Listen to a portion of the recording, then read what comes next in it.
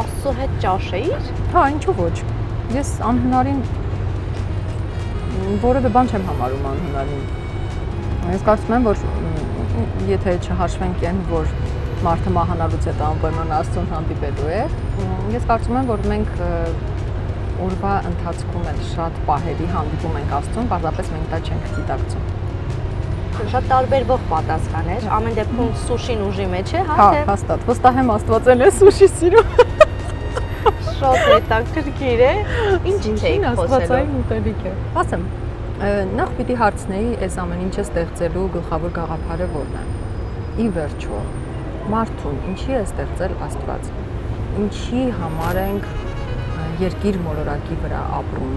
Կա մի ընդհանուր գաղափար, հանուն որի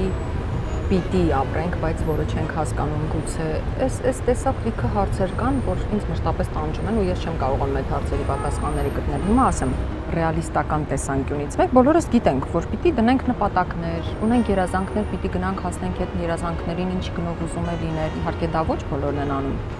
Բայց եւ այնպես շատերը գնում են դրան, մասնավորապես հիմա երիտասարդությունը իմ շատ հանդիպումների ընթացքում ես միշտ այս հարցերը քննարկում եմ ու գիտեմ, որ նպատակասլացությունը հիմա շատ կարևոր դերում է։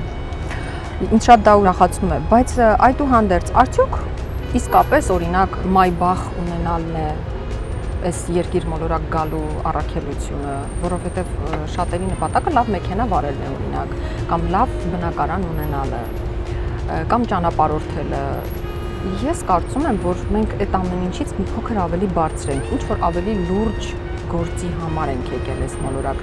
Բայց ես 37 տարեկան լինելով հանդերձ դեռ չեմ գտել այդ հարցի պատասխանը, թեև ամեն ինչ փորձում եմ անել ու այդ անելու ճանապարհին